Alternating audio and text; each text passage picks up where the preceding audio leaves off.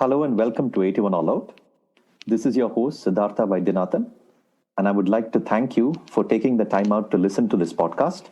We are a crowd-funded endeavor, and you can support us at ko-fi.com. That's ko-fi.com/81 All Out to keep the show going. In the air, Srijan takes it! India win! He'll come back for the second. India have won the test match. India have won the series. They're going to get back for two. India at home. Lords goes wild. Hello and welcome to the latest episode of the 81 All Out podcast. Today we have a very special episode, and I'm thrilled to introduce the guest today, my friend, and as I was telling him just before the recording, the Don Corleone of the internet, Prem Panicker. Hello, Prem. Welcome to the show. Hey, Sid. I'll try and do my best Marlon Brando, but no, seriously, I mean, you introduced me as a friend, and I'm grateful. I've been an admirer of your work from your Cricket 4 days, and 81 All Out is one of those podcasts that still a cricket fan, occasionally lapsing, but it's the one I follow. So. Okay, wonderful. And talking about, the following your work, I must tell listeners that, back in the late 90s, I was still in high school at that time. And, we had a very dodgy internet connection. So every time I used to go to Rediff.com and try and read the cricket reports, my internet invariably used to hang. This is not an indictment on Rediff, by the way. This is an indictment on my modem connection, which used to, the dial-up modem. And so I used to tell my dad, whenever he used to go to work, because he had a good connection there, I used to tell him to go and print out all these reports that Prem used to write. So he used to get it all in the evening. And I remember, sitting, when the moment my dad came back, it was almost like, the goodies had come home, and I used to give me the reports, and I used to sit for the next 1 hour and happily, lap up everything. So Prem, thank you for that, for the post-school entertainment and enrichment that you gave me. Yeah, I suppose part of the reason why it was lagging was because the bloody reports are so long. Yeah. But those days, that was a thrill for me because, I used to read the newspaper reports and magazine reports that all had word limits. And then this was a whole new world that opened up to me to see like 3,000, 4,000 words of writing on a cricket match day. It was brilliant. But Prem, let's begin. So this chat, I would love to chat with Prem about cricket and technology. That's how broad I've kept this topic. But I feel Prem is a great person to talk about this because he's had a ringside view through and through. Growing up, I guess he would have consumed a lot of the game through the radio and through print. And then, of course, he would have seen the television boom and the television era. And he was at the forefront of the internet era. And then ever since then, even over the last 15 years, he's been, he's dabbled with so much of, so he's of course on social media big time, but he's also dabbled in a lot of other technology, and he's understood technology considerably well. So Prem, take us a bit back to, slightly younger days and introduction to cricket. Was radio a big deal back then, or was print bigger? It was a mix of pretty much everything, Sid. Radio was big, yes. Print, I remember back then when there was a test match in the offing, you would have about 3 to 4 pages dedicated to cricket alone. And this was not just it was not just the Hindu, which gave a lot of space to cricket, even in Indian Express. You would have things like before the start of a series, for instance, you would have 3 pages of player profiles. 2 of those pages obviously being about the Indian players, and then 1 page would be whoever we were playing against. Radio, obviously. Ironically, I actually saw a test match live before I followed a test match on radio. I think I was about 11 at the time, 1969. This was December. Australia was playing India at Chennai. So you had a lot of the great players, Chappell, Laurie, Walters. There was Paul Sheehan, Ian Redpath. Ian Redpath. Yeah. Yeah. Garth McKenzie played in that series. Ashley Mallett, whose return catches used to be incredible. And India had Gavaskar hadn't entered the arena yet, so it was Chauhan and Mankad. You had Wadekar, Vishwanath, Engineer, Pataudi, who was dropped earlier in that series and then brought back. You had Solkar. You had Amarnath batting somewhere as far below. He was at that time seen as a bowler who could bat a little bit, an opening bowler, which was the standard of a pace attack at that time, if you like. He was batting. And that was also Vishwanath's debut, right? Debut series. Correct. Yes. Amarnath was batting at about 8 or 9, if I remember, and Venkat played. So for the Chennai boys, it was a big thing. What used to happen back then was, talking of technology, there was this thing where you could go to any phone, even a phone booth, and just dial a toll-free number, and a voice would read out the latest score for you. How this worked was that next to the commentator's booth, there was this room where there were a dozen operators manning 24 phones, which would keep ringing, and the operator picked up the phone and read off from the scoreboard. Mom at that time was a mid-level official in the telephones department, and she was given the supervisory duty. So it was quite cool. Best seat in the house. All you had to do was watch the cricket. There's nothing to supervise, really, right? Unless a line goes down and she has to call GSQ and get it fixed or something. Yeah. So she managed to smuggle me into the stadium, and that's how I sat and watched that entire series. Of course, there were a lot of caveats. I had to do well in my half-yearly and all of that, but yeah, I managed. And then there was the 1971 tour of the West Indies, which introduced me to radio, which was kind of, again, when you look back on it, you realize that following a game on radio made it somehow far more precious. We had this old radio called UMS. The brand was UMS, Valve radios, they called them at the time. Okay. They would have a wire sticking out of the back, and you somehow went to the top of the tree and tied it up there, hoping that the reception would be better.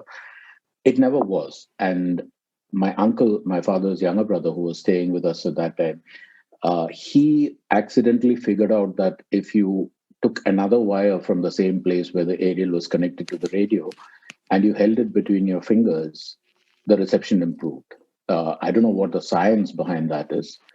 But so I got the duty of holding on to this damn thing all day, which can cramp your fingers. So I learned to tie it around my finger. And what used to happen was that Dad and my uncle and mom would go to work, except for Saturday, Sunday when they were at home. And I had to maintain a scoreboard because they didn't want to wait for the next day. So I'd sit in front of the radio throughout the course of the match and meticulously score the match. So you had to mark the 4s and the 6s, and all of them at home were cricket fans.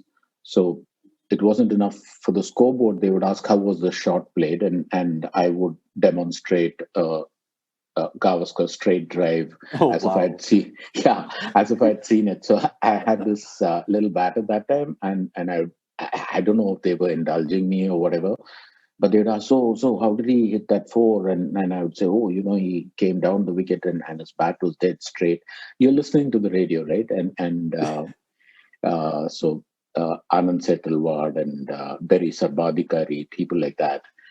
And I think in an odd kind of way, that is when I learned to make notes when watching a match, because I knew that they would want granular detail. So every now and again, I would scribble down something or the other about how, say, for instance, somebody had bowled to Gavaskar and how Gavaskar had played, and about the Sardesai Solkar stance. They would, if you remember, Solkar would play these very gritty back of the order innings. So yeah, that was brilliant, because you absorbed cricket in such a granular way that you don't now. Even when you're watching cricket, there are 10 other things happening, WhatsApp messages coming in, or something going on Twitter or whatever. Here it was nothing. It is just the voice in your head telling you what is going on. And and one of the things that it's that struck me when you started off talking about your growing up was you spoke about the team. You said 69 Australia, and then you listed the names. You said Gavaskar, Mankad, not Gavaskar, before Gavaskar. You listed the team, and I've noticed that people of my age and people of an older age, it's a very common thing among us to say, I mean, if you talk about the Great West Indies team, you just automatically start the lineup: Haynes, Greenwich, exactly. Richards. Yeah, but I wonder if I don't know if that kind of a memory and rhythm and conversation happens now, and whether lineups stick so vividly as they used to before. Yeah, I mean the second match that I watched live in the stands. By then, I had graduated to the school stands because those days schools had these quotas. You could get tickets, and I didn't want to sit with mom in that box when I could be with my peers yelling and screaming and all of that. And I think I remember the entire lineup. It was Fredericks, Greenwich, Kalicharan, Richards, Lloyd. There was Derek Murray, Bernard Julian, Van Burn Holder, Andy Roberts, Lance Gibbs. Oh, wow. And in India this was the Pongal test, right? I mean, famous in Chennai. India had engineer Solkar, Gaikwad, Pataudi, who had by then been reinstated as captain. There was Mankad, Madanlal, Gavri, and the three spinners, of course, Chandra, Bedi, and Prasanna. So and I remember Roberts taking a 7-4 in the first innings and a 5-4 in the second. All of this I remember distinctly. But if you ask me, the lineup and the top performers of the previous test that we just played, I have to look at the scoreboard. So you're right.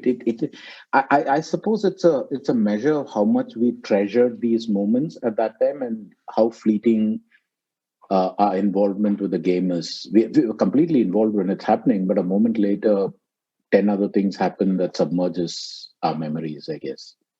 Yeah, I wonder if 20 years or 30 years down the line, if kids today will remember, say, the GABA test with as granular a detail. I would hope they would, but time will only tell me. I mean, maybe I could ask people who grew up in the 2000s, to about that. But coming to gradually moving on from that to television, I guess television would have been a huge leap for India of that time, and for generally to suddenly see all these players come to life on your screen. Yeah, true. I remember we got television for the first time because the '82 Football World Cup was going to be televised. And it's funny, I mean, back home in Calicut, my other uncles and all that are huge football fans. Dad wasn't particularly, but somehow this whole thing of television, it's coming in color, all of that. So we got this color TV, and that is when we started watching. And then, of course, there was '83 and everything else that happened. And yeah, it was a different experience. I mean, you processed it initially through your ears, right? I mean, you heard the commentators talk about how it was played, and it created images in your head. And then suddenly to actually see that, I suppose it had its good side and bad side, because the good side was you got to see. You didn't need the commentary anymore. The bad side was you realized that a lot of the commentary that you heard was probably completely off point, because the guy would talk about a drive and all that, and what you were seeing was a sort of airy-fairy edge going through wherever it was. There was a disconnect, but yeah, watching players for the first time, that was amazing. And I think that is where you started understanding the game a bit more. I mean, for all the description that you can get, you kind of made it up, right? I mean, you were learning cricket at that time, and so when somebody says cover drive, okay, you have a vague picture, but you don't realize the nuances. There's a huge difference between, say, Mohammad Azharuddin playing a cover drive and Sachin Tendulkar playing a cover drive and VVS Lakshman playing a cover drive, Dilip playing soccer. Through the years, a cover drive is a cover drive. Once you see it, you start seeing the nuances. I was thinking of what you used to do first in Cricinfo and then on your own blog and all that, where you take one stroke or one moment and write about it. Yeah. I don't suppose that was possible. It wouldn't have been possible back in the day when all you had to rely on was the radio. Because yeah, I mean, then you would have had to be a large fictional component there as well. Yeah. Absolutely, yeah. Yeah. So I have no idea if all those cover drives that I demonstrated for my parents and uncle had anything to do with reality, but hell, that's what it was, I guess. Yeah, I mean, I guess someone like Neville Cardis, who is the doyen of cricket writing, it also helped that he wrote about cricket at a time when hardly anyone saw it. So because a lot of his larger than life characterizations and his embellishments, he could get away with, partly because of that. I mean, in this day and age, I'm sure there would be people on Twitter pointing out the 15 errors that he's made in his writing. Absolutely. And even before social media came along, if you remember, we used to have, Cricinfo also used to do this in your time, where people could comment. Yeah. And the comments would be, what the hell are you talking about? That's not what happened, sometimes. Yeah, I mean, when we used to do ball-by-ball commentary, and I'm sure you too have noticed this. I mean, you just make like one minor mistake, and within 10 seconds, people tell you about it. Yeah, and they tell you in no uncertain terms. It's like, what the hell are you doing here? One of the most common comments I used to get is, who the hell are you to write about all this? Why don't you stick to politics or whatever? So, and now people are telling you to stick to cricket. Yeah, exactly. Now, if I say something about politics, it's like, just go back to cricket. You don't know anything about what you're talking about. So yeah, this whole thing of instantaneous feedback and all of that came later. I think it was a quieter time. You could sort of marinate in the cricket without all this noise, and it helped that I wasn't doing cricket at the time, right? So I was just a fan, and there's a huge difference between watching as a fan and watching because you have to, or because you have to write a report or whatever. Yeah, and what struck me when you said about watching the first experience of television being the 1982 Football World Cup. I mean, that you got the peakest of the most beautiful team to watch as your first television experience with the Brazilian team. Yeah, I remember when I was in Yahoo much later, just before the World Cup, this was 2012, something like that. I'd started writing about this whole thing, the way television came to India, and watching Socrates and his team, play to the samba rhythms and stuff. It was mesmeric. There's this book about 10 games that Brazil lost, and not being able to figure out why yet.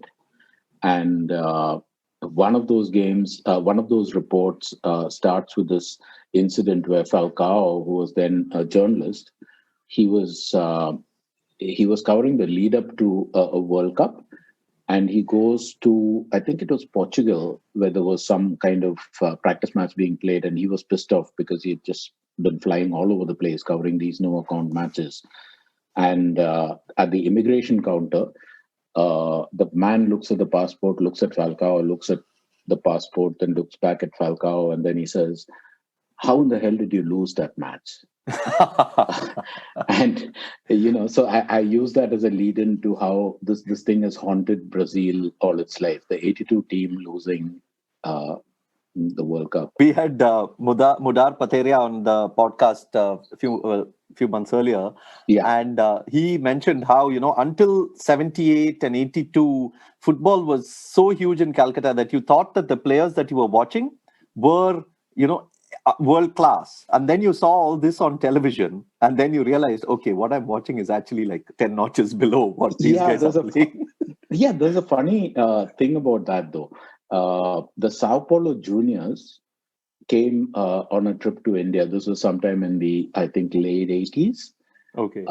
And India, the first, they were playing 5 exhibition matches. And in the first match, it was, I think it was in Goa or someplace. And so you had a lot of the Goan players and a couple of the internationals playing. And these kids just ran circles around them. So it started going around the country, and finally it was in Eden Gardens. By then, India had lost all the 4 games by substantial margins. So at the Eden Gardens, they had the full Indian team, and these kids apparently ran circles around them. I think we lost by about 4 goals or whatever, and these guys could have made it. I don't know, 14 if they wanted to. They were just playing with the Indians, and I understand where Mudar is coming from, because I used to follow these games so intensely. Ooh, Habib, Akbar, all of those names. It also helped that one of my uncles was K.S. Sedumadhavan, who was the Indian goalkeeper at that time. Yeah. So yeah, you got to go watch matches in Calicut and elsewhere when teams were playing, and it is quite stunning, the difference between standards. It's also like kind of watching. I mean, I mentioned the 75 West Indies team, but before that there was the 73 England team. Tony Dennis Lewis, Amos, right? Yeah, Tony Lewis, Dennis Amos, there was Alan Knott, there was Mike Dennis, Keith Fletcher was there, Tony Greig was there.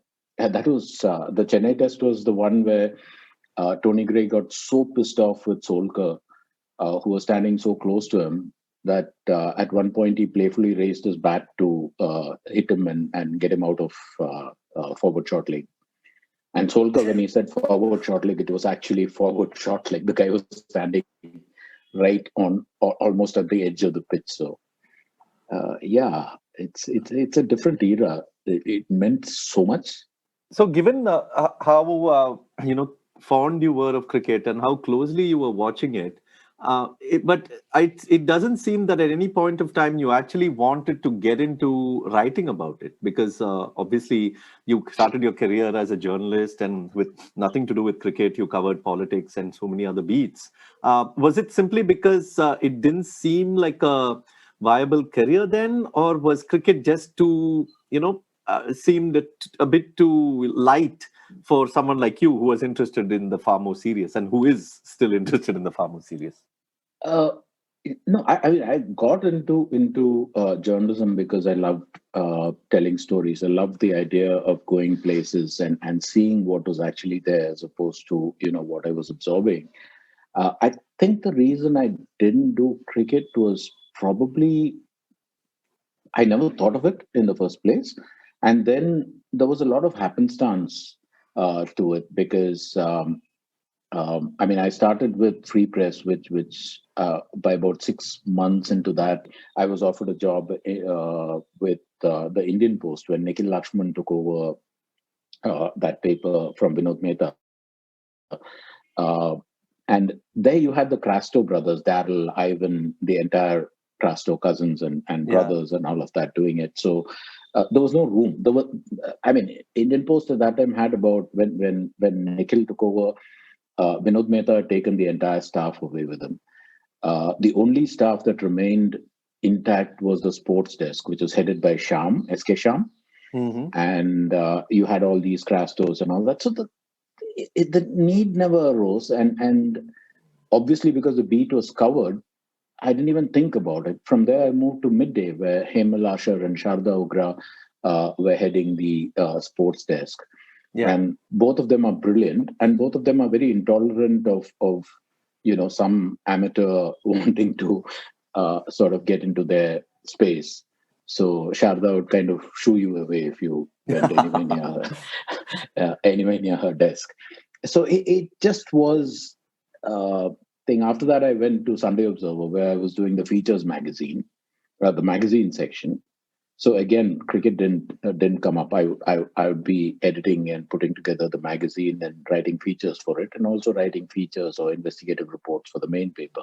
But I never did cricket. I think it was just you know how it is when you're a professional journalist. You do what is required of you. It was never required, and while I was watching cricket during that period, again, even in Sunday Observer, the Crasto brothers were there. So Okay. they pretty much did all that needed to be done, and there was nothing for me to do.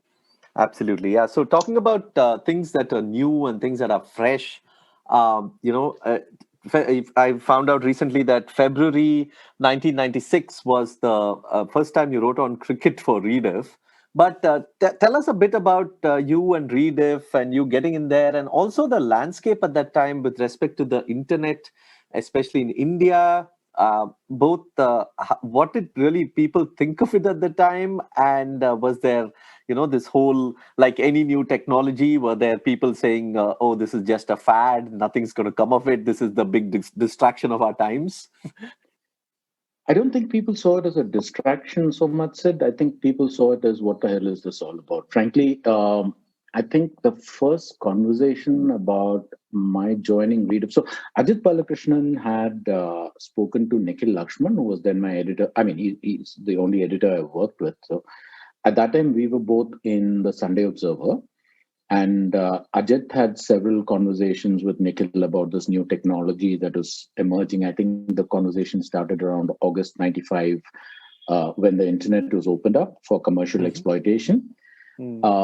And I think about a month later, Nikhil called me. By then, he had left Sunday Observer.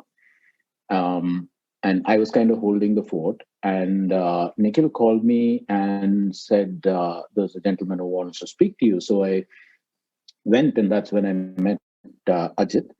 And he told me about this technology. Nikhil was there, Ajit was there. They told me about this technology and what their plans were. It said, would you want to join? Around the same time, Vivek Goenka was asking me if I would join the Indian Express as resident editor. For me, I think the choice was dictated by the fact that, you know how it is with the newspaper world. One of the things that happens is there is a template, right? I mean, there is a front page, and then there are city pages, and then there is national page, and there is this and that. And beyond a point in time, it is more a matter of filling in the blanks. There's nothing unknown. Things happen every day, and you have to figure out how to cover it. But once you've done that for a bit, it becomes a matter of routine. There is no fresh challenge, nothing, no problem that you're trying to solve. You just go in, you do your thing, you come back, you do your thing all over again, that sort of thing. So of the two choices, Rediff, though it is less well paid at the time than the other option that I had, Rediff was attractive because this was new. I hadn't seen the internet before. I had no idea what it was. And when Ajit tried to demonstrate it, this was not during that first conversation. This was after I said yes. The modem connection was so bloody slow that I was wondering what the heck this whole thing was about. It was that cricket. Yeah, the twang kind of sound would come in, and nothing was happening. And I was like, okay, what are we supposed to do with this thing? In fact, I remember in the lead up to our launch and stuff like that, those early MS-DOS systems and stuff, I just couldn't wrap my head around the damn thing.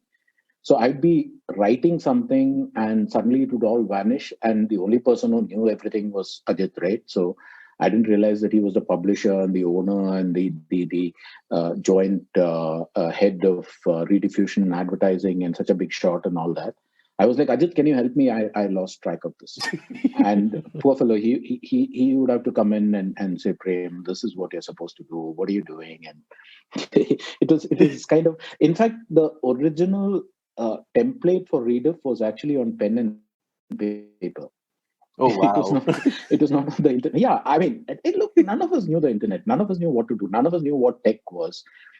Just coding A equals href, I mean, A href, whatever, all of that. and realizing that if you got one little thing wrong, and these were early computers, right? Very easy to make mistakes and very hard to spot them because there was no spell check and there was no all of the modern tools. And you would do all that work, and when you tried to publish, nothing would come of it. And then you had to go through every single character that you had typed in to see where the bloody mistake came from. So it was kind of, in a sense, yeah, a complete leap of faith. And to your point about how people viewed it, I think the classic way of describing it is when we were trying to recruit for Rediff in the early days before the actual launch, nobody would join. Yeah, because they didn't know what the hell was going on. Yeah, and they were like, look, we have bylines, we are working for Indian Express and Hindu and Times of India and all of that. And what is this damn thing being done in a garage in a corner of, Nariman Point? Actually, it was Fort area. Tiny little street, fairly dilapidated building in which we had a small office. Basically, it was just one room where everybody sat. And in the early days, we actually had this thing where there weren't enough computers to go around. So, wow. So you kind of took turns and all of that. Definitely not pandemic friendly. Definitely not pandemic friendly. Definitely not work friendly. And because we had to learn this thing while actually working on it, we had gotten into the habit of actually sleeping on the floor. 2-3 days we would be in the office and then go home one day because we didn't even have a shower in the office. So when you started smelling so much that your colleagues kept pushing, so then you went home, had a shower, slept for a bit, and came right back. In fact, I remember one late night discussion, very animated discussion about whether Business Standard or the Hindu was a better paper to sleep on. And wow. Yeah, somebody was making the argument that the Hindu, because it was thicker ply, so it gave you more insulation, and it is madness, complete madness. Yeah, so but as when you were growing up, though, I'm always intrigued by the people who, like you, who took this leap of faith, in the mid-90s into this new era. Were you somebody who was always, who would open up the transistor to figure out how it was working? Were you tech? Did you veer towards tech? Yeah, I mean, opening up the transistor, I remember. I told you about that UMS radio, and there was a time when it kind of conked out. And you know how it is back in the day, right? For any purchase, you have endless rounds of discussion. It's like the corporate world today. You had to have presentations and budgeting and all of that. So ROI. Yeah. So the replacement radio wasn't coming, and this uncle of mine and I sat down one day, and it was a weekend, and we took the back of the radio and pulled everything out, and we found that some of the wires had frayed and all that, so we got hold of new wires and we connected everything up. The thing is, even in those days, a wire would be cut precisely and soldered into place, right? We didn't have soldering irons and stuff. So we kind of attached it any which way we knew how. And for a 3-inch wire, we would have used a 1 foot long wire. And finally, the whole damn thing wouldn't go back into the box. So our radio, for a while until we got a new one, was actually this case of the UMS and a whole lot of innards that had spilled out because we couldn't fit it back. And so yeah, in a sense, I loved fiddling around with things. I don't think there was, until Rediff happened, until 1995 opened this thing up, I wasn't that aware of tech. We had used some cutting edge technology in the Indian Post. There was a production system called ATEX, which was brilliant for that time, and I think it's still brilliant for today. Made the whole process of editorial, from writing a story to editing it to actually putting it on the page. You could do all that from your terminal. And that was the highest tech we had. We introduced, or at least Tariq Ansari introduced computers in midday, about halfway through my stint over there. So yeah, I liked I think my initial attitude towards tech was anything that made the mechanical chores of an editorial office easier. I was all for. Um, Otherwise, if you remember, we had to print out your stories on galleys and then cut them, and editing on a galley with a paper knife, Oh yeah. taking out one word and then trying to, yeah, all of that.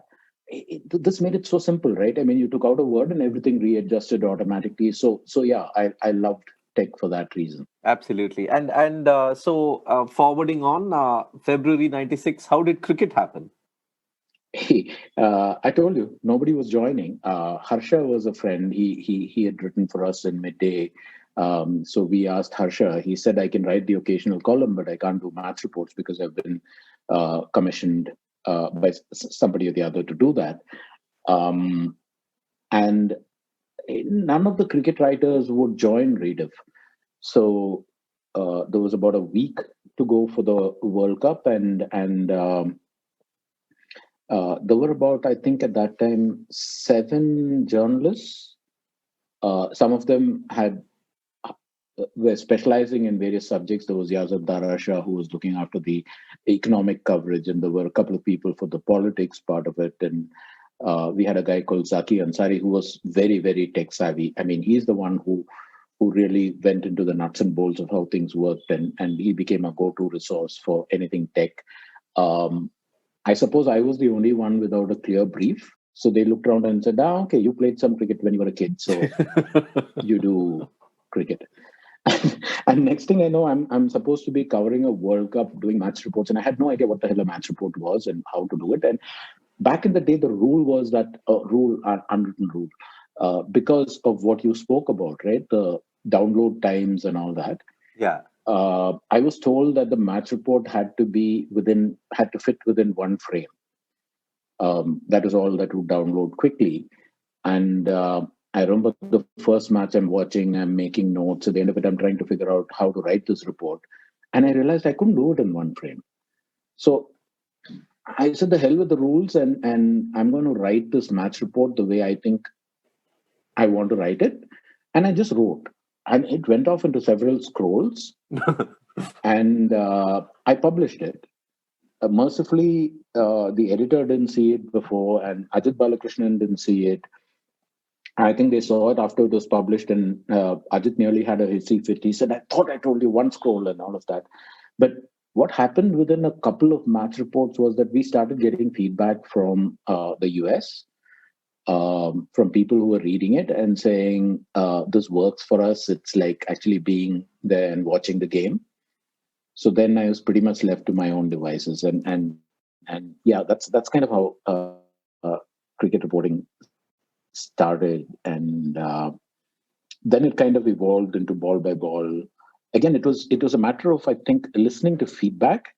It was kind of funny in a sense because initially it used to be one match report, and then after a bit, it was about a quarter of the way into the World Cup, or one third of the way into the World Cup. I think one of the letters that we got said, "Look, we are living in a different time zone, and we have to wait till we wake up to see what actually happened. So, is it possible to do a halftime report after the first innings?" Okay. So Ajit read that mail and came to me and said, "Okay, this is one feedback that we got, and what do you think?" And I was like, "Yeah, okay, lunchtime I can write a report, not a problem." So it started with a halfway report. And then after a bit, there was this thing of, every hour, this is the internet. It's about constant refreshing. Remember, US knew the internet much better than we did. So we were very, very aware of what was coming from there in terms of feedback. I think Ajit had new people in the Indian associations in places like MIT and Harvard and stuff, and he would stay in touch with them. So they would constantly send feedback. So I said, why is there not a paragraph or so every hour? And so again, there was this discussion. No, yeah. Eventually, what you were doing back in 1996 was basically Twitter, as it was in 2008 or 6. Pretty much. And the fun part was, I remember there was this one tech person that we had called Srikant. So we were all sitting in the same room, and when Ajit came and told me about this 1 hour thing, out of exasperation, I think I just said, at this rate, these guys are going to be asking for one every other minute. And Srikanth was completely absorbed in whatever he was doing. He just heard this out of the corner of his ear and turned around and said, "Hey, I can make a box for you, and you can type whatever you want into it and hit submit, and it'll go."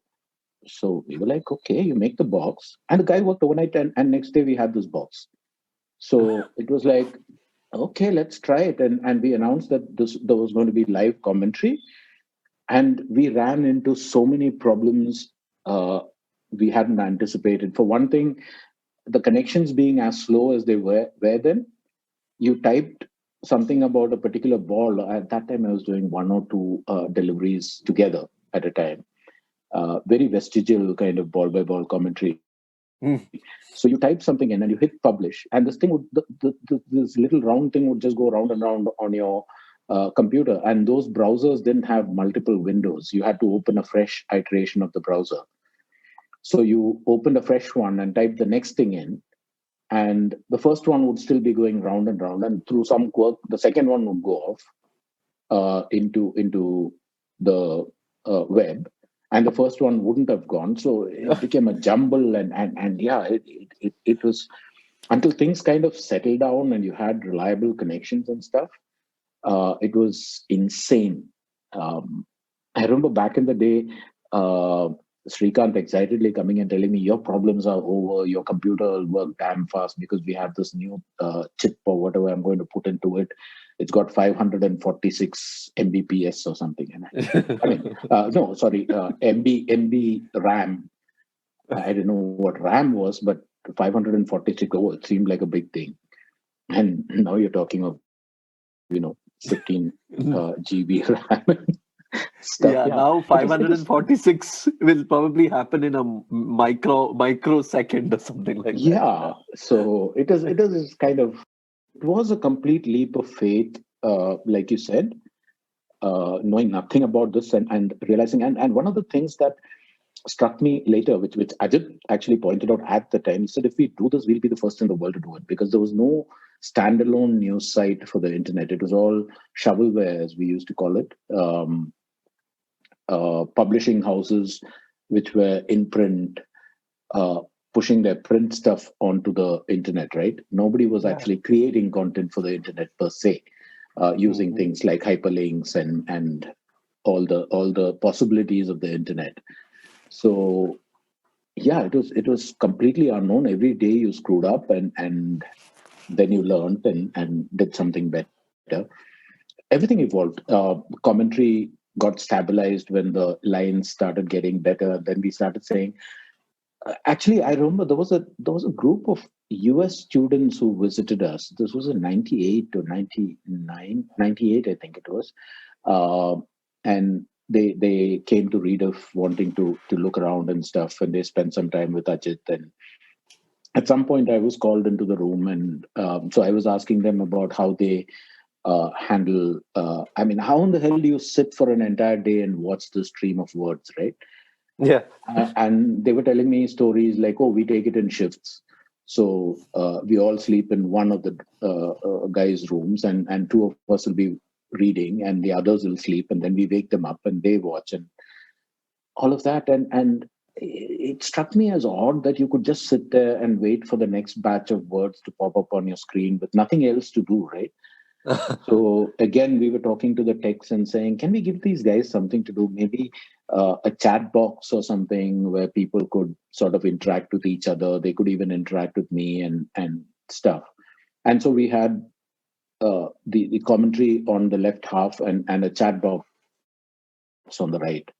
And so yeah, it was basically just learn on the fly, and that I think was the exciting part of Rediff. As ridiculous as it sounds about people reading chunks of text and then waking the other one up and getting them to read it, it also is a reflection of how people in America were so desperate and hungry for cricket. And so Cricinfo and Rediff and all these other things, when they came along, it was a godsend for them.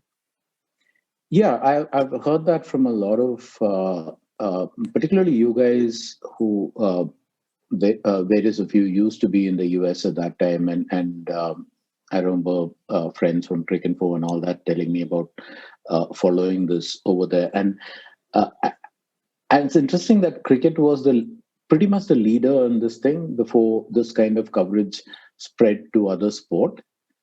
I suppose the worldwide audience for cricket is also partly responsible. It's one of those surefire things, right? Cricket actually gave Rediff initially a huge boost because a lot of people came for the cricket coverage and then realized that there was so much more.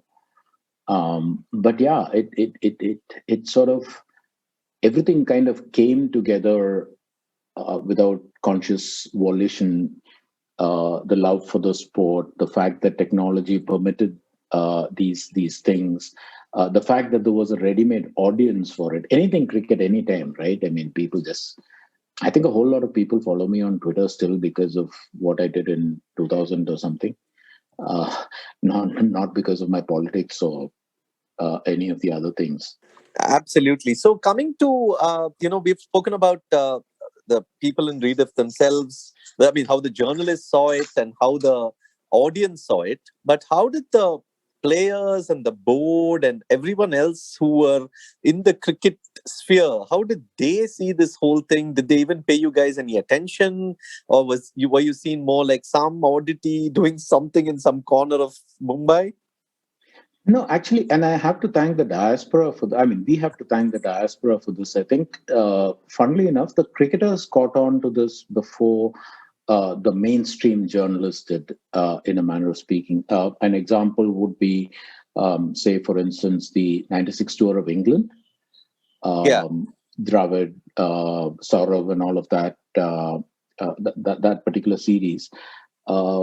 These guys used to, you know how the Indian team is on tour, right? They keep getting invited to the homes of Indians for meals and stuff. Yeah. And they heard about Rediff from these people who were hosting them. Oh, have you read what Rediff said about this innings? Or have you read what Rediff said about this other thing and all that? So it was surprisingly, for us at least, it was surprising that actually cricketers reached out to us, as opposed to the other way around.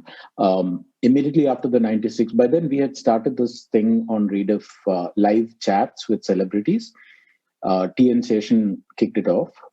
LK Advani was the second, and the third was Saurav Ganguly.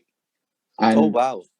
It was the easiest thing in the world. All we had to do was call Saurav and say, we're calling from this thing called Rediff. And he's, yeah, I know Rediff.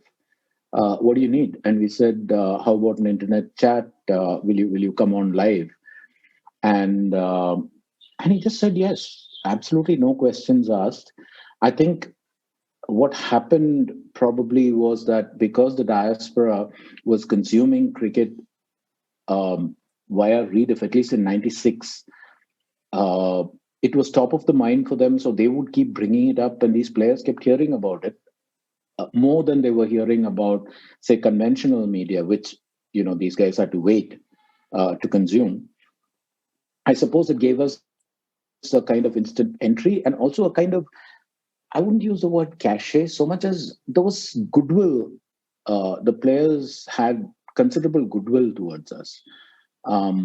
Nobody refused to talk to us. They reached out to us when they wanted to talk about something. I think there was one of the most famous examples was when the players were fighting for a contract system. They were the ones who told us about it. They were the ones who told us about the problems. People like Kumble, for instance, Dravid, Srinath. This is where we heard about it for the first time. And it was a very sort of proactive back and forth where the players, I remember, we had good relations with the Australian team, in fact, with the touring teams, because again, we were an internet company. They needed help setting things up in the hotels and stuff, and they would call us. So the relationships were very good. And what about the great embracer of new technology, the BCCI? The BCCI was a whole other story. The funniest story I remember about the BCCI and technology was when I remember that tour of Australia. Kapil Dev was the coach, And Tendulkar was the captain, and that was made famous, by the way, because Lele opened his mouth in an interview. 3-0. Yeah, 3-0. And this was to Rediff, right? Yeah, this was for Rediff. And so we had written that story. We said, look, I mean, the BCCI is supposed to be sending the best possible team. What signal is it when the secretary of the BCCI is saying these guys are going to be blind? And Lele promptly denied it because Dalmia told him to deny it. And then they said they'll file a case. And we said, yeah, fine. We'll see you in court. We'd love to play the recording for you. And nothing further was heard about it, by the way. But I suppose the case still exists in some court somewhere, God knows.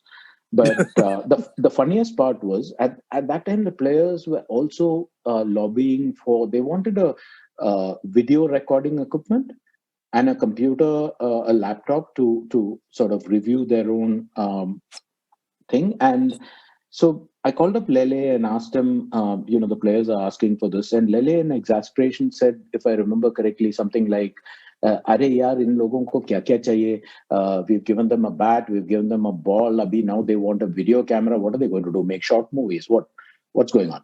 Why do they need all this? And it's so bizarre. They just refused to open their minds to anything at all. The players really had to fight. In fact, Kapil Dev, at his personal expense, bought a video camera to take with him on that tour. And he was the one who was recording practice sessions and then showing it to the players and stuff. It was much later that once Wright and all that came in, pretty much finally figured out that these things were actually important. And it was bizarre. You couldn't have a conversation with the BCCI about anything at all. If you ask them about the contract system, I remember, again, it was Lele who made this statement. He said, we have a big talent pool. So kisi ko injured ho gaya to hum kya kare? That's just part of how it is, and it's not our business. There are always other players to replace it. I think, they didn't see cricket as something really worth investing in. It is just something to make money off of. A couple of years later, in that famous 2001 series, which is now turning 20 years, there is, I was reading one column of yours where you basically mentioned how, a correspondent of yours in Calcutta was denied entry by Dalmia because apparently you guys had written a strong piece criticizing him about something. And he said, no .com journalists allowed. And he just put a blanket ban on there. Yeah, actually, I mean, there it was directly denied by Dalmia himself. But late 96 onwards, what had happened was that in between series, you had to have some kind of coverage, right? And at that time, we were in no mood to just do the anodyne stuff. Coincidentally, a copy of the BCCI's annual report fell into my hands. Here's a funny tidbit from that. In the year in question, the Delhi District Cricket Association spent 18 lakh on one item of clothing. Can you guess what that item of clothing would have been? No. Okay, neckties. Yeah, these guys, that entire thing was, I mean, it belonged on the fiction shelves. So we did a series on how the so-called honorary office bearers of the BCCI and its member associations were really milking the sport, right? And we were promptly banned from all stadiums. An unofficial ban, but a very real ban. Lele actually told us about it, saying, don't even bother applying because tum logon ko nahi ticket milne wala. Which also led to this funny thing when Steve Waugh came visiting. Waugh and some of the others wanted to do all sorts of things like, going and seeing Dhobi Talao, and they wanted to walk through Kamatipura, the red light area in Bombay, all of that, right? And they dragged us into this. So imagine escorting Glenn McGrath and Steve Waugh and all that through the red light district. It was insane. These women were shouting all sorts of things. And Steve Waugh would go, what did she say just now? And you're like, Steve, you don't want to know. So that happened, and that practice game against Bombay happened, and somewhere on the sidelines, we met with a couple of the players, and Stephen Bernard was there. And somebody one of them casually asked, so we'll see you at the test. And I said, no, you won't, because we won't be given passes. So Steve was like, what are you talking about? And they have these players' passes, right? Yeah. And he promptly went to his room and picked up some 3-4 passes and handed it over and said, we'll see you guys there. So I couldn't go to the ground because if you remember those days, you didn't have a dedicated line, right, for each person. Oh, yeah. So you couldn't hog the one internet line that existed to do ball by ball. So you had to go to the press center and you had to file. Yeah, and you had to wait in line and all of that stuff. So ball by ball was out of the question from the grounds. So I would do it from the Rediff office. Ashish Magotra just joined, and so we gave him a pass and said, "Listen, you go there, and if you see something interesting, just call it in. We can fold it into our coverage."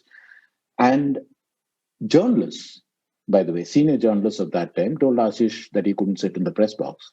Ashish had a VIP pass from courtesy the Australians.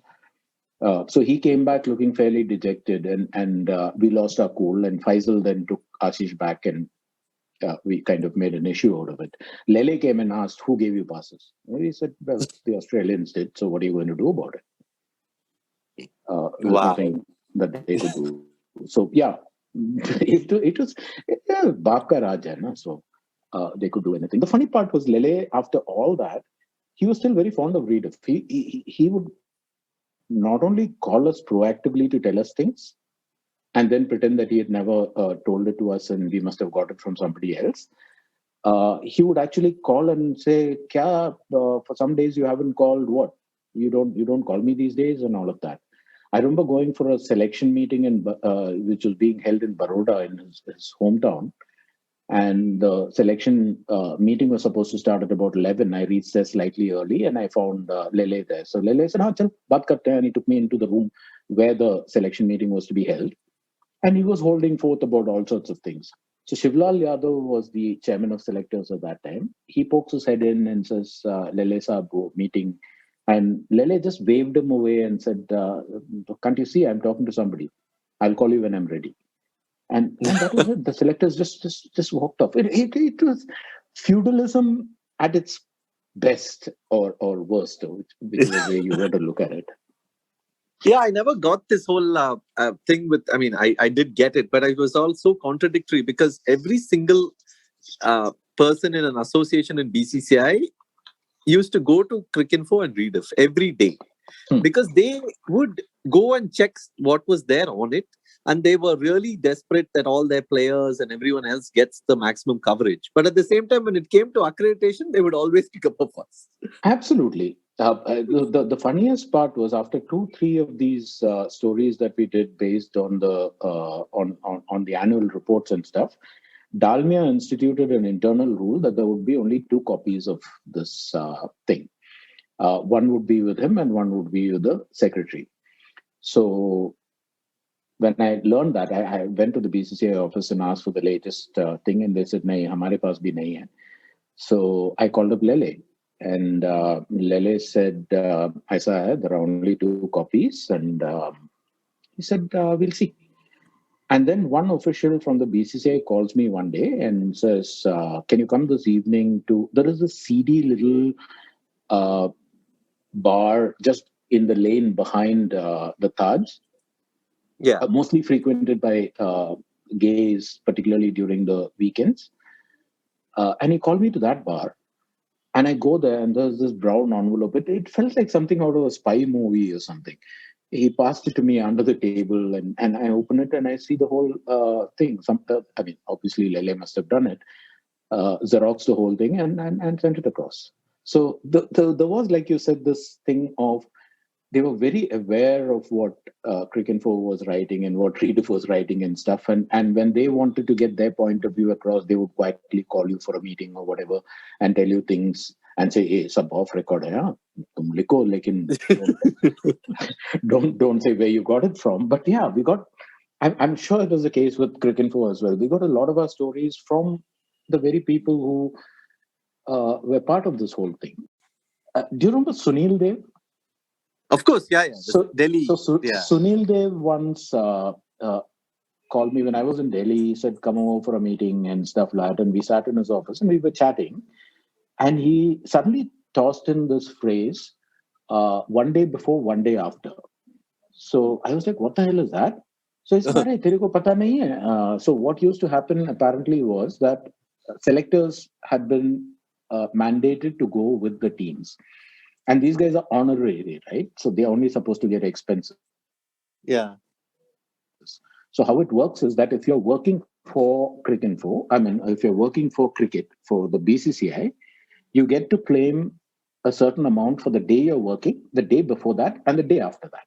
Because the day before that, you're preparing for your work, and the day after that, you are following up and stuff. So how these guys used to file their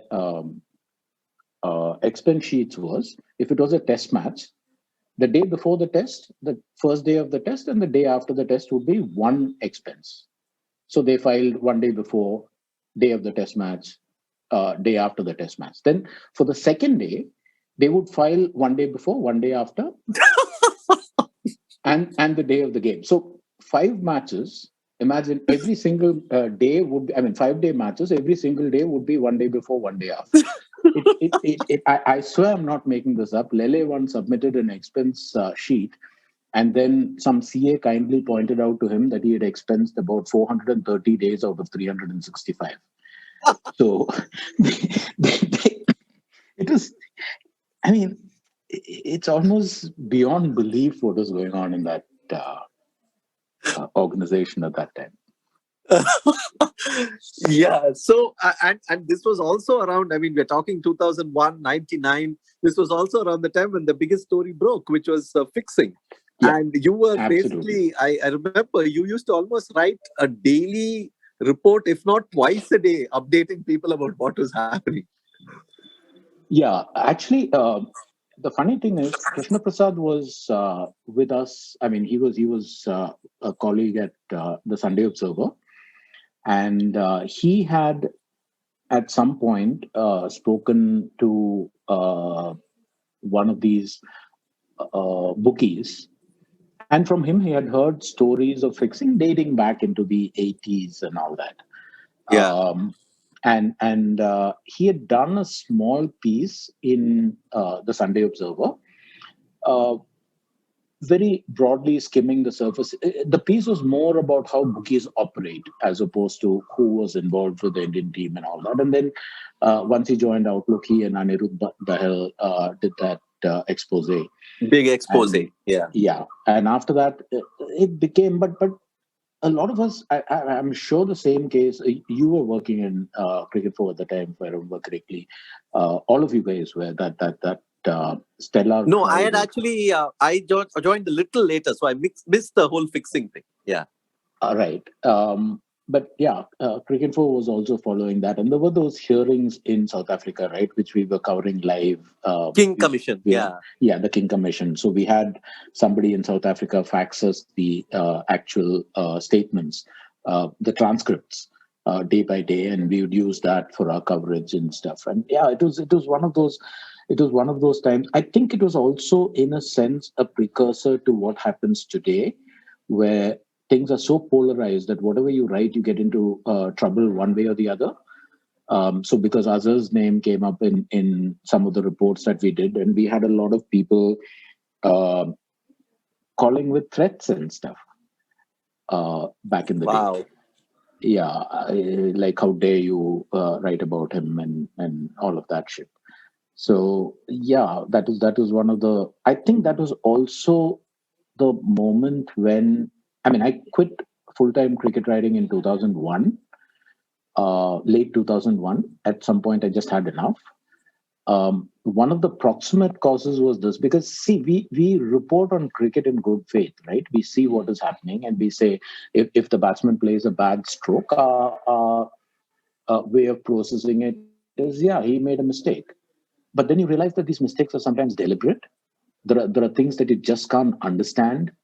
I remember a game where one-day game where Hansi Cronier was the captain, and the field set was so bizarre. They're just giving runs away for free, and the match report I wrote about how you just couldn't understand how could you give this particular bowler the new ball when he was bowling straight flat outside the off stump, and he was getting creamed through the offside repeatedly. And why he wasn't changed? He had an extended spell. Now, you think that these are captains making bad decisions in the heat of the moment? And then when you realize that 90% of what you've written is just BS, there's something else going on behind the scenes. How the hell do you continue writing with that kind of involvement and passion, right? So there was that. And there was also this funny moment. Somebody forwarded me a parody site where, among other things, I mean, that guy was parodying everything and anything, but one of the parodies was a parody of a Prem Panicker maths report. And I read it, and he was bang on accurate.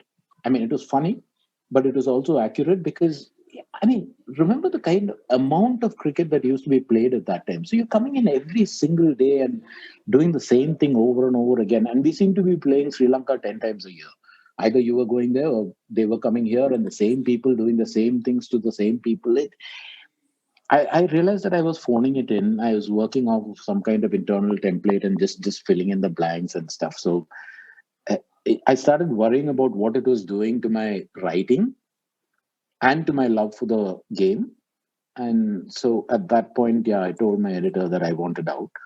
By then we had Faisal, and completely get the sentiment. I was pretty much in that phase in 2008 when I think it seems like you had 5 years and I had a similar 5-year stretch, so we probably reached the end of the tether around the same time in the thing. But I wanted to touch upon one thing. I mean, it's amazing how there's so much of repetition when it comes to technology. I mean, we did speak about how what you were doing back in the late 90s was pretty much what blogging ended up being later and what Twitter ended up being later. The other thing you did, of course, is what we're now doing as podcasts, but back then you were doing it as internet radio.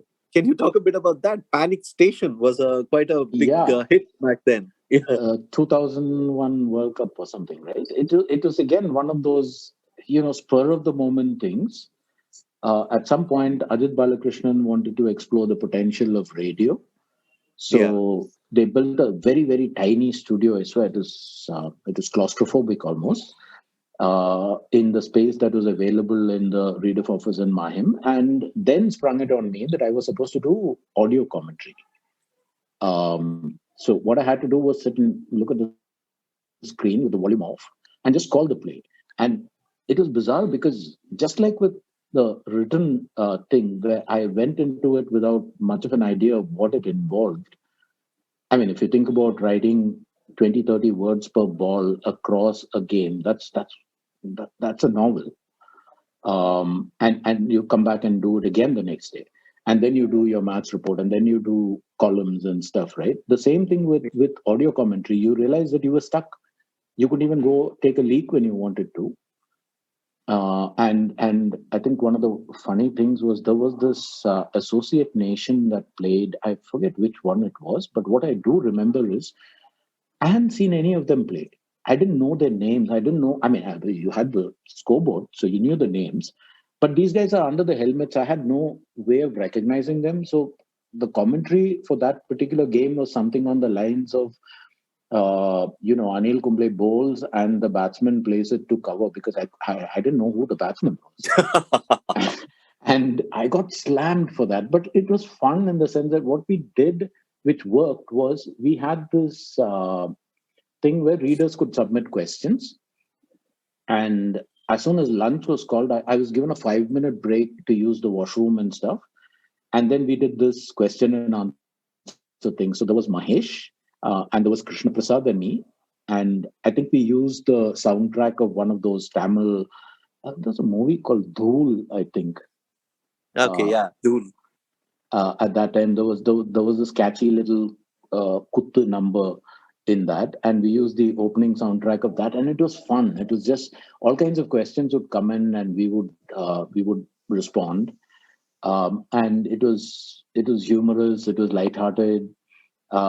We created several of these standing jokes. Mahesh was always late. He would come in 5 minutes later. So people started writing in and saying, "I have a question, but please wait till Mahesh comes back because I want to hear Mahesh reading the question," and things. It was huge fun. Except it was incredibly tiring just sitting there. And after that, having to write a match report, I realized that this was not something that we wanted to do for keeps. Mercifully, what happened was that it didn't fly with the advertisers at that time. So so that experiment ended after one World Cup. Yeah, I think it might probably was the mini World Cup, right? The small. Yeah, what became the Champions Trophy after Correct. that. Yeah. So, you left full-time cricket writing, but then, blogging basically came in, and then you took pretty much naturally to blogging almost, without too much of a break. I think by 2002 or 2003, you were already blogging on quite a regular basis, and, cricket was still very much part of your daily, life. Yeah, it was because by then I was in the US and Willow TV had just started out. So they needed, so the guys who founded Willow TV reached out to me and said, listen, for this first series, we'll give you a complimentary sort of entry. Could you use the service and tell us what you think and all that? And there was much to love about Willow because if you remember, their video was connected to their scoreboard. So you could click on a batsman and see his play, or you could click on wickets and just see the wickets again. And I think blogging, in a sense, the catalyst was that when you're watching a match, you've done the same thing, so you know about this. We take extensive notes, right? It's not just sit back after the match and try and recall things. You're taking notes in the moment. And when you write the match report, then it's a question of what are you leaving out? And there were so many of these little things that used to catch your attention at the time, in the moment, which you never used. So the blog became a way of maybe using some of these things to make little points or to capture a little moment and stuff like that. And it didn't feel as pressurizing as having to do ball by ball for an entire match. I think the difference between, say, what I had to do for Rediff and what you guys did in Cricinfo was you had people doing it in shifts. So either a session or an hour or whatever. I had to do it entirely start to finish. So you literally were captive in front of the screen. One of the things I learned at that time was never to drink coffee because then you would want to use the washroom. So coffee was out. Drinking water was out. All of that, and blogging became, I think, a way of staying in touch with the game, more or less, but only doing what you wanted to do as opposed to what you were expected to do. You didn't have to do match reports. And I think the moment that it became a tipping point was when I started doing these threads, which kind of foreshadowed what happens on Twitter these days, where I would just say day one, session one, and open up the comments. And I'd keep posting on that. And at the same time, there would be people commenting, and I would bring the comment back into the blog and respond to it and stuff. It was huge fun. I think what helped was that India Abroad had a much more relaxed sort of production schedule. We used to get very busy on Fridays and Saturdays when the edition went to bed, but the rest of the time it didn't matter. And if the game was happening at some other time zone, it was fine. You watched. The fact that I had access to Willow TV meant that Tunku Vardarajan would sometimes come home and sit and watch with me. And I think Shashi Tharoor came a couple of times home. He loved curd rice, so my wife had to make curd rice for him. And he would sit and watch the match and stuff. So it was a change of pace, and I think it was a way of doing say the kind of thing that you were doing, again, to go back to that, to take little moments and write about them as opposed to writing about entire matches and stuff. Yeah, and I think one of the biggest things about blogging is that if there was a game that you saw and that left you cold and gave you no inspiration, you didn't have to write about it. And but that is not an option you have as a full-time writer. You have to still pull out that 1,000 whatever number of words to write something about it, even on a dead day. Yeah, and you had to make something of it, right? I mean, there was the expectation of your of the institution you were working with. They wouldn't let you just phone it in. And I mean, imagine doing a match report on that bloody Sri Lanka series where Mahanama and this guy Jayasuriya. Yeah, Jayasuriya batted. I did ball by ball on that one, man. And every bloody ball was bowled outside the off stump, driven through covers, 4 runs, bowled outside the off stump, cut through point, 4 runs. I mean, for 2 days. And then you do a match report, and yeah, I think I talked about proximate causes for leaving cricket writing. I think this was also equally important, that particular series and that particular match. Though that Just particular match didn't want to happened do in this. 1997, Prem. You hung on Yeah, for it 4 did. more years. But it was there, right? I mean, it's like one of those things that haunt you for a lifetime. You went away, you went home, and you woke up next morning, and you're like, "Oh shit, I have to go and watch these two guys bat again." Yeah, in my head, Jayasuriya is still batting. Yeah, it's one of those nightmares you don't easily recover from, and Yeah, so which brings me from blogging to Twitter, and it almost then around the mid 2000s and late 2000s, it almost became like, this two screens. You had one screen where you watched the game, and then you had another screen where you interacted with the game. I mean, just like it would have been for the US guys in the late 90s with Rediff. But now this was a much larger population of people getting used to that second screen through and through.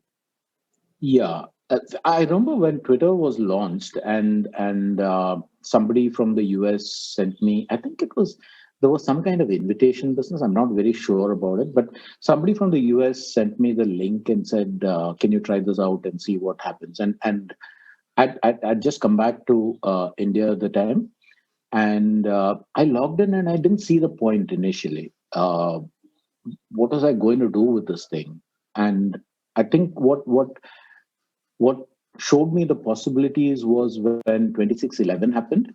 Part of the time I was at the desk collating reports and rewriting them into a cohesive narrative, and part of the time I was covering it live, first at the Oberoi and then at the Taj. And I initially I remember what happened was you couldn't just keep calling, right, for every little thing. So we needed a means of sending information very quickly back to the desk. So I suddenly remembered Twitter, and I told the guys at the desk, "Listen, just log in and follow me on Twitter, and I'll just keep typing as I see things. So you have that, and then you can cut, paste, and do whatever you want with it."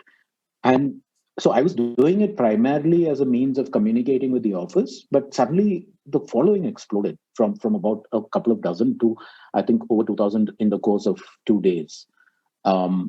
And that kind of woke me up to the possibilities, I think, of instantaneous communication, of unfettered communication, if you will, because it was not on your home platform, so you could pretty much say what you wanted. It was your private space.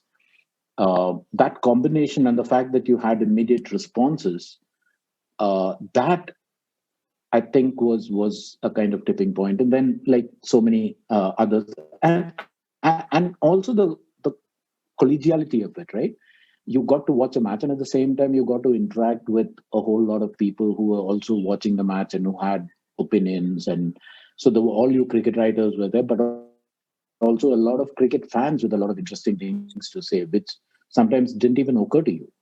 So yeah, that became a huge thing. I still use it occasionally for mostly test matches.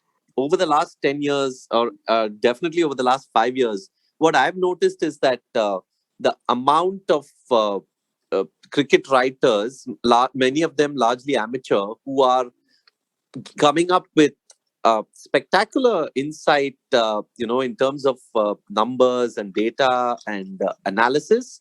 I mean, it's just changing cricket writing, and I think in the next 5 years, you could see a sea change in the way cricket is reported and written about, right?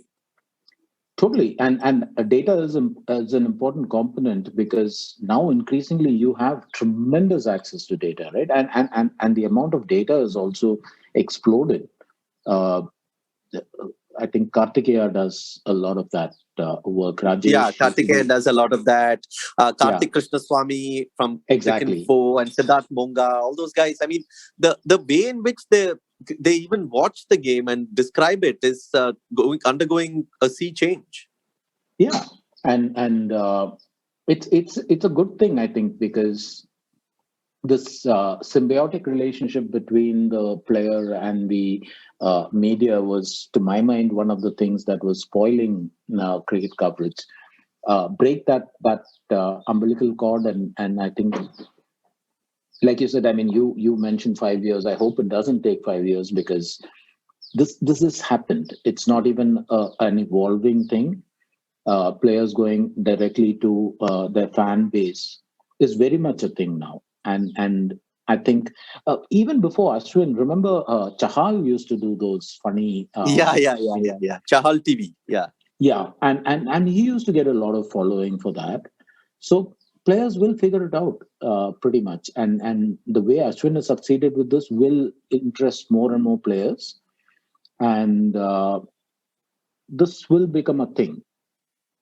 Yeah, I wonder if So we'll soon see. I mean, I don't know. I doubt it. But it'll be nice if the players can have some version of a players' tribune.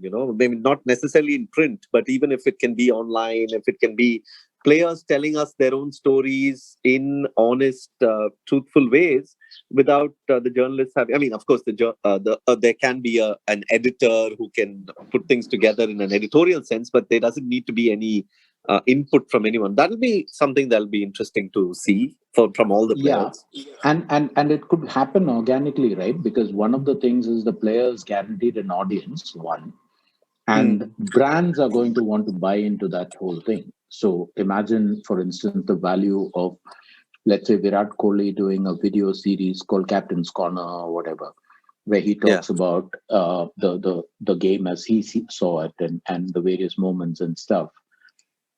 If he starts doing that, it's going to be it's going to be an easy sell for his managers. There'll be brands lining up. I wouldn't be very surprised if Ashwin gets sponsored for his videos fairly soon. So yeah, I hope it happens actually, because like you said, the press conference is a complete waste. It's like, we have to execute the Yorker. I've never understood how you execute a Yorker. I mean, we have to, we just have to stick with our processes, and we have to execute our plans, and we have to rely on our skill sets. It's that coach speak has become, you tune off, really. So maybe doing it on their own will give them that freedom as well.